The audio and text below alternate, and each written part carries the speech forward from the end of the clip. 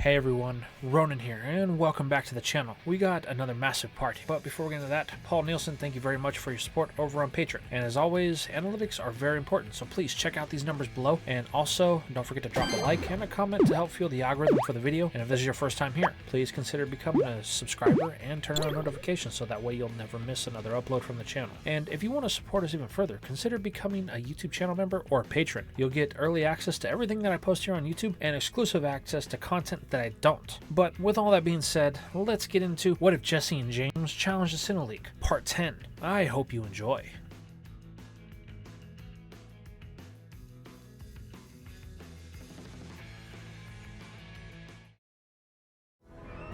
We begin today's part with James as he's in Majolica town. The purple-haired man is in the midst of wrapping up a contest to earn his third ribbon. The purple-haired man isn't really facing off against any of the major players that he's had met over the last couple of months since he's been in Sinnoh. Truth be told, just like the last contest, James kind of stumbled across this place by sheer accident as he's been looking for any signs of the people that he's been chasing. And it's here we see him bringing the contest to an end with his Breloom. Wrapping up the final festivities, James now finds himself at the Pokemon Center, happy that he has finally secured his third ribbon of the Sinnoh region, but a little sad at the same point as he's basically lost all hope in being able to rescue his friends. He was hoping that by searching around this part of the Sinnoh region he would be able to find some sort of signs of this enemy that they've been chasing for months now, but James has come up empty-handed left and right. He hasn't even seen any signs of Jezebel, which is a bit concerning because whenever she's not chasing him, that means she's up to something that's no good for James, and that causes the purple-haired man to begin to worry a little bit. This brings James to a sudden realization. He's not going to be able to sit here for very long. He has to decide on his next move, but unfortunately, he has no real leads to go on. While he was enjoying chasing the Grand Festival and earning the ribbons, that was also predicated on the fact that he would try to rescue his friends as well. But because he hasn't been able to do that, he didn't really enjoy his last contest, and the purple-haired man is left with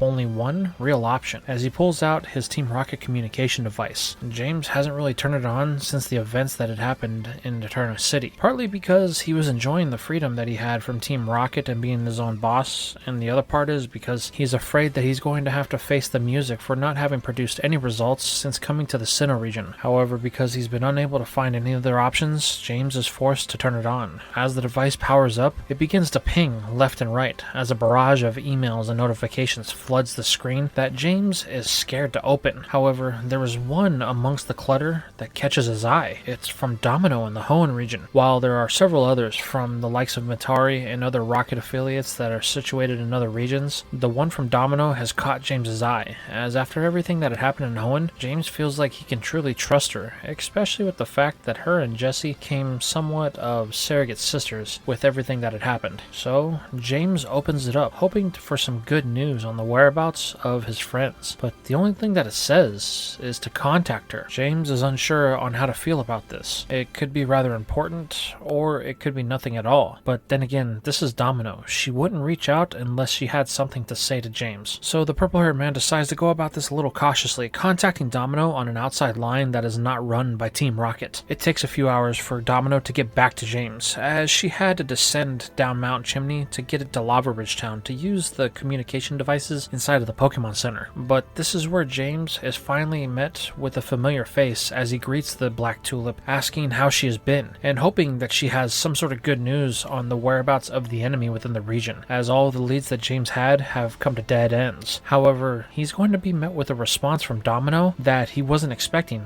as the blonde-haired woman asks where James has been. This catches him off guard, as he asks what she means. He's been on the tail of the enemy that has become known as Team Galactic. He's been trying to hunt down both Jessi and Meowth since they were captured. This causes Domino to look at James with a bit of curiosity. What do you mean, captured? They have been looking for you this entire time, as they thought you had been captured by the enemy during the incident that happened in Eterna City. This causes James to look just as confused as Domino as he asks the blonde-haired girl to clarify. Domino goes on to state that Jessi had contacted her after the mission had failed and you had gone missing, stating that both her and Meowth believed that James had been captured, and they had a solid lead on the whereabouts of the enemy, so they were going to follow that to make sure that they got you back. However, they were just met with one dead end after another. This immediately causes James to hang his head out of frustration. You mean to tell me we've been chasing each other around the region in opposite directions when neither one of us were in danger, he yells? This is where Domino confirms that it looks like that may be the case. However, things have changed as Jessi has gone missing. Wait, I thought you said they were out looking for me, James responds, to which Domino confirms. However, the Black Tulip informs James that Jessi was last pinged in a city called Pastoria. She had been there for quite some time as she was gathering some intel, but something happened and then her communicator went offline and she's been unable to be contacted by anybody within the Rocket organization. Considering you were MIA and we hadn't had any communication from you, the assumption was that she had been captured as well. It's here that James pulls up a map of the Sinnoh region on the device, looking to where Pastoria City is, and he begins to realize that him getting there isn't going to be exactly easy, as he's pretty much as far west as you can go into the region, while Pastoria is located in the southeast. James knows that it's going to take time to get there, time that he may not have. He asks Domino if she knows anything else. Has she heard from Meowth? But the Black Tulip shakes her head. She's heard nothing. Jessi's communicator is dead and Meowth has gone MIA. So from here on out, the only operative that is actually active in the Sinnoh region at this current time that we know of is you. This is where James has an epiphany, and he asks Domino to do him a favor. Please don't tell anybody you were able to get a hold of me. There might be something at play here that we don't understand, and he doesn't like the feeling of all of this. So until they are sure that everyone can be trusted, just allow them to believe that I had been captured. Domino prepares to say something, but then the device that they are both communicating on starts to lose signal as the screen goes fuzzy before it cuts out. James immediately tries to call her back, but unfortunately he's unable to get a signal and the call just drops, leaving the man stranded, wondering what he's going to be able to do next. However, he gets an email from Domino stating that she had lost signal on her end,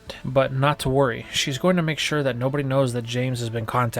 She will keep it a secret for now, however he's going to have to hurry. The enemy isn't far from completing their plan. The tech that they stole from the rocket shipment is going to be used to open some sort of door, but to where, we haven't been able to figure out. James simply responds back with a message of understood, before turning and planning out his next route of travel, as it's going to take him several days to get to where he needs to go. The purple hair man resolves that he's going to set out first thing in the morning at sunrise to make sure that no time is wasted and he can save his friends. The next morning, as James prepares to head out, he gets a notification from the rocket device that he's got another email. At first, the purple haired man considers ignoring it, but when he happens to glance at the name of the person that sent it, he realizes that it was sent from Domino. So he opens it up, only for it to be a new set of directions. Domino informs the purple haired man that the enemy has had a sighting on a place called Iron Island. It seems that they have Jessi there, as they got a ping from her communication device. James needs to make his way there now to save her and find out what the enemy is up to. The purple haired man simply messages back thanking Domino for the update, but he thinks to himself that it's odd that there was no mention of Meowth in this email. But he figures that the cat has been captured, so he's going to have to be extra careful in hopes of having any type of success. With his new direction set in stone, James decides that it's time to head out, as he exits the Pokemon Center before anyone is really up, and the sun is beginning to crest the summit of Mount Coronet. James wastes no time, and he makes quick work considering his new location is a lot closer to him than what was Pastoria City. After all, Iron Island is just off the coast of Canalave City, and it's going to take him about a day or so to get there. During this time, James is trying his best to figure out how to get to the island undetected. It seems that there's only one real way to get there, and it's by ferry from the Canalave Harbor. However, from all of the recent reports he's been able to gather, it seems that the ferry has been shut down. So it seems like his only way of getting to this island is going to be to commandeer some sort of watercraft and make his way there on his own. However, if Jessi and Meowth are truly there, then it's going to be worth it. However, there is this itching and nagging feeling in the back of James's mind that something doesn't seem quite right, but he pushes it out of the way, as during this whole time he was searching around the Sinnoh region, his friends were free and they were looking for him, which means that his first instinct to try and track them down was wrong, and this eerie feeling that he's been getting in the pit of his stomach also has to be wrong, and the purple haired man is not going to let it stop him from getting his friends back.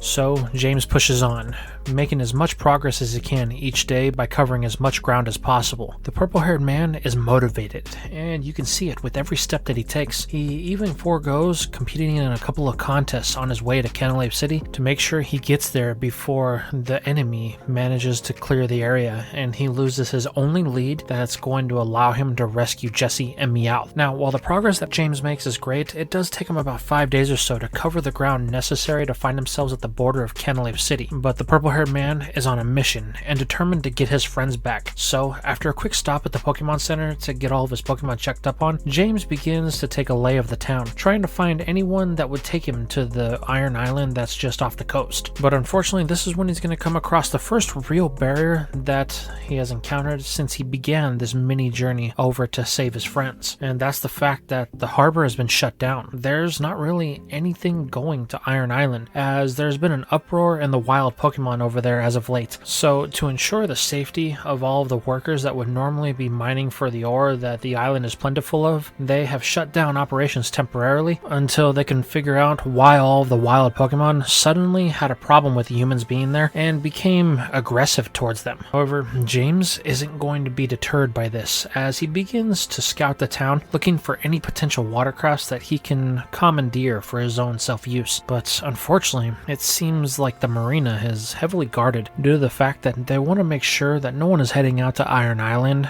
that isn't approved or authorized. But it is in this restriction that James thinks he may have found his way onto the island, as he quickly discovers that there is a company that's in charge of all the security and managing the boats that go into the island. They're directly responsible for the safety of everyone that is headed to the island for any type of research purposes, and to follow up to see if the wild Pokemon have calmed down. So having discovered this, James begins to formulate a plan that's rather clever for him, being the fact that it's never really him that does this type of thing. But the purple-haired man has a lot of work, considering this isn't his specialty, so he immediately checks into the Pokemon Center and begins to make haste, as he needs to get this done as soon as possible. This causes James to work deep into the night, barely getting any sleep, as he begins to forge the documents needed to show that he's one of the personnel that's been approved for departure to the island. While it's not as good as Meowth as far as the forgeries are concerned, it's something that should be passable, as James has put everything that he has into this. And what kind of member of Team Rocket would he be if he hadn't learned a few things from the Scratch Cat over the years that they've been together? But there's still one problem.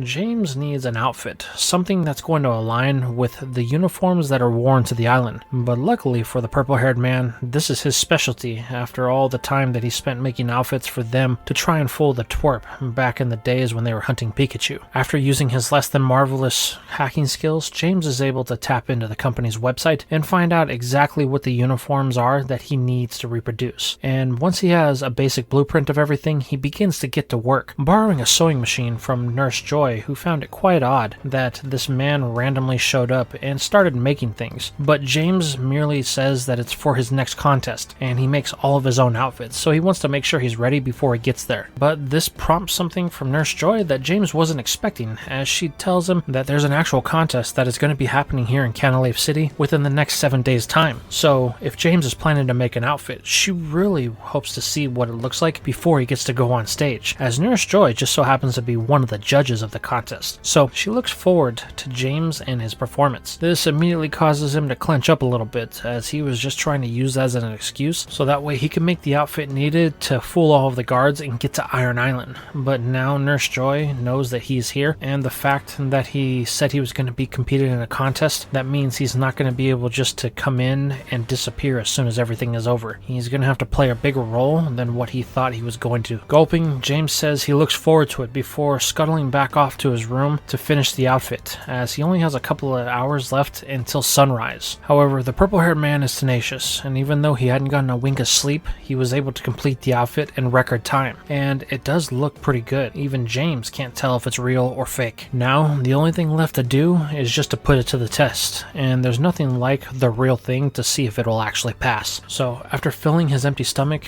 with a meal from the cafeteria, James begins to embark, leaving the Pokemon Center in his regular clothes, trying to find a place that's close by that he can change into the alternate outfit. Luckily, James is able to use the bathroom at the marina to make this quick change, and it's just in time too, as the people that are supposed to be heading to Iron Island today are going to be here real soon. And the only way that this is going to work is if James James gets the people to depart before they arrive. That way there's no suspicion. Once the purple-haired man dons his new costume, he heads out to the marina looking for the boat that he's supposed to board. Luckily for James, it doesn't take him long to find out, but unfortunately, the clock is ticking away, and those people are going to be arriving soon. If James gets caught trying to board the boat when they show up, then he knows that things are going to go south. So he quickly approaches the vessel with a sense of urgency, presenting the forged documents in hopes of making this as quick as possible. But unfortunately, the guard at the gate is going to take his time examining the documents, and even goes as far as to questioning James about where his other two colleagues are, and how James is new. This is where the purple man is forced to think on his feet, telling the guard that everyone was out real late last night, and they ended up coming down with some sort of sickness. Maybe they ate some bad food or something. So he was called in to fill in for them, but unfortunately he was the only one that could be reached, so he's going to have to do this alone. This causes the guard to question if James is scared about heading to the island, to which the purple-haired man feigns a little bit of fear, as this is his actual first time going to the island since the closure. This causes the guard to chuckle, stating that he is nowhere near as afraid as what James is. He's been to the island a couple of times now, and it's not that bad. So the purple-haired man ought not to worry, considering that he's going to have 3 armed guards that are going to be escorting him the entire way. This is something that James hadn't planned on, as he needed to get to the island, which means he's going to have another layer of difficulty when he actually gets on land, because he's going to have to find some way to ditch these clowns. However, he's going to have to figure that out as he goes, simply thanking the guard before taking back his forged documents and boarding the boat, urging that they set off, as he wants to get back as soon as possible. Since they pretty much bought his lie about him being the only researcher that's going to be heading to the island, the guards and captain of this mini vessel decide that it's in their best interest that they get there as soon as possible as well, so that way they can get back early and maybe get off a little bit earlier and enjoy a little bit of the night. It seems like today is going to be an easy day, one of them say, as they take off in the boat heading towards Iron Island. However, there's going to be one thing that James is going to have to take care of before they actually dock, and that's going to be the communication. He needs to cut it to the boat. So the purple-haired man simply does his best to work his way around the vessel, trying to disconnect any type of communication devices that they have, which it's a good thing James did this as quickly as possible, because just as they disappear over the horizon, the people that were back at the marina are trying to radio the boat, saying that the guy that they're with is a fraud. The people that were supposed to be sent to the island are here, wondering where the vessel is, but they only get dead noise over the comms. And considering that was the only vessel that was actually permitted to go, and the only vessel that is actually active for use, they're unsure of what their next course of action is going to be. The only thing that the guard that was fooled by James can do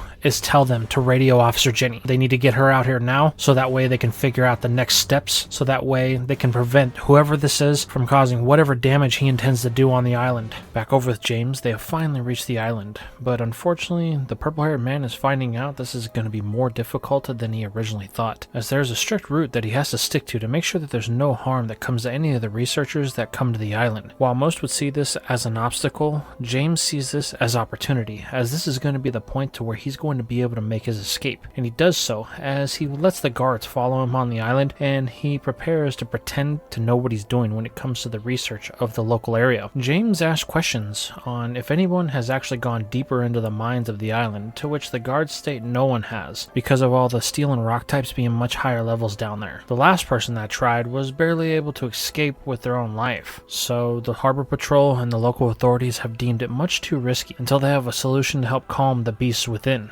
Instantly hearing this, James knows this is where he needs to be, as whatever the reason for these random attacks has got to be down there, so he's looking for any type of opening that he can use to his advantage. Luckily, that's going to come in the form of a Laron that has seemed to make it its way to the surface and is bathing in the sun. James used this as the distraction, pointing it out to the guards so that way they can take center point to make sure that it doesn't rush them and cause any harms to the unarmed civilian. As a result, this has brought everything to a screeching halt as they assess the situation, giving James the opportunity to release Dust Noir, and silently ordering it to go attack the Laron to cause it to awaken and begin to rampage about. The ghost type is able to easily fade in and out of the shadows, ducking and dodging from sight and doing as James commands, triggering an attack from the steel type as its nap was interrupted. The reason why these guards were so important is because they specialize in the ground typing, sending out a duo of Quagsire to help deal with this steel type. But unfortunately, Laron is one of those higher level Pokemon that they're going to have to deal with, and it makes its presence and its displeasure known with them being in its territory by making quick work of the Quagsire, causing the duo to panic as they figured that they had this wrapped up. So while these two Renicops try and figure out what their next next move is going to be, James used this as an opportunity to slink away. The purple-haired man makes quick work with Dusknoir at his back, making sure to cover anything that may be proceeding his way, even fending off some steel and rock types that try to attack James in the process, allowing the rocket member to make its way to the mine shaft that leads deep within the island. James wastes no time as he figures that the entrance wouldn't be heavily guarded, considering that it seems like whoever is here is using the Pokemon's natural aggression as a form of defense. To which the purple-haired man is right. He's able to descend the elevator shaft rather quickly, making its way all the way to the bottom. However, when he arrives, something seems off, as when the doors open, it's absolutely dark inside. He figured he would be at least met with some sort of current human activity, but there seems to be nothing in this damp,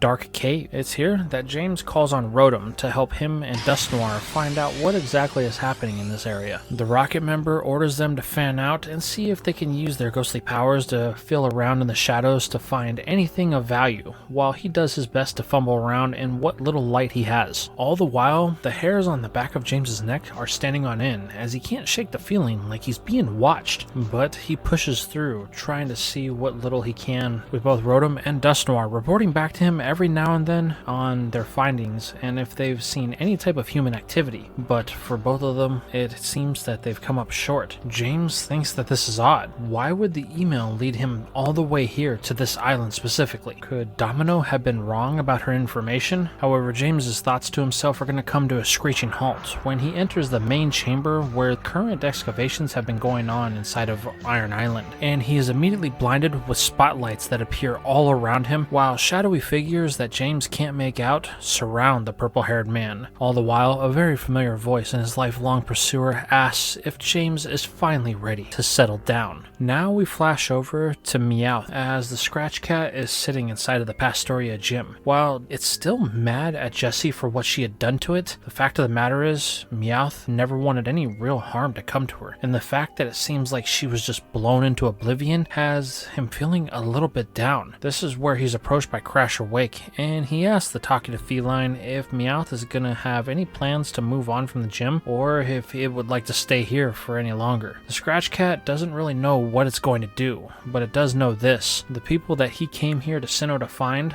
are the ones that are responsible for this, and if there's any hope of finding out where Jessi is, if she's even still alive, they're gonna have the information on it. So he resolves to tell Crasher Wake that the gym leader needs to be ready. There's a very good chance that those people known as Team Galactic could show back up again and try to cause even greater damage to the Pastoria Marsh. The gym leader puts on bravado, stating that he'll use his muscles to take care of any issues that he has, all the while asking what Meowth is going to do. And the Scratch Cat says it's simple. He had heard some chatter on some of the dark networks that he monitors, and they seem to be pointing in one direction, towards Veilstone City. So that's where he's headed next, as he feels like that's where he's going to be able to make his next big lead. This is where Crasher surprisingly offers to join Meowth on this trip up to Veilstone, considering it could be a little bit of a dangerous trek for a Pokemon of his size and the fact that it hasn't completely healed yet. However, Meowth, though touched by this human's generosity and its willingness to take time out of their day to make sure that it can get to their destination safely, declines this offer, stating that he has to do this alone. Team Galactic tried to take them out, and it's not something that Meowth can stand for. And what's worse is it may have cost us one of our team members, while the other one is being held captive as we speak. So that girl was your friend and team member, not your trainer? Crasher questions, to which Meowth sneers at him, stating that it's never had a trainer, and the fact that it was in a Pokeball doesn't mean that Jessi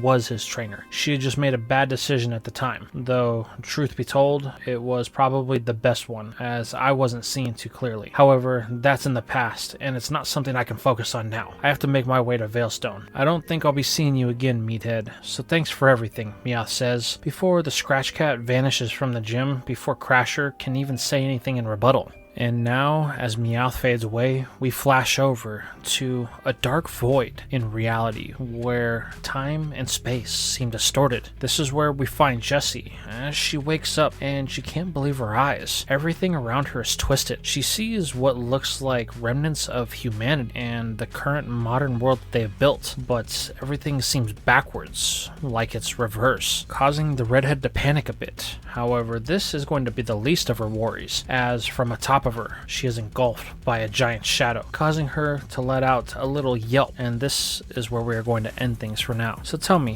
how did you feel about this part? What was the deal with James and his trek to Iron Island? Was it really Domino sending him those emails, or was it someone else? Has James walked into something that's far more devious than he can handle? What about Meowth? What do you think he's going to find in Veilstone City? And is the Scratch Cat going to be able to make any difference now that it's on its own? And as for Jessi, where is she? And what kind of danger has she found herself in? Or will she be able to make her way back to the real world? Let me know your guys' thoughts in the comments down below.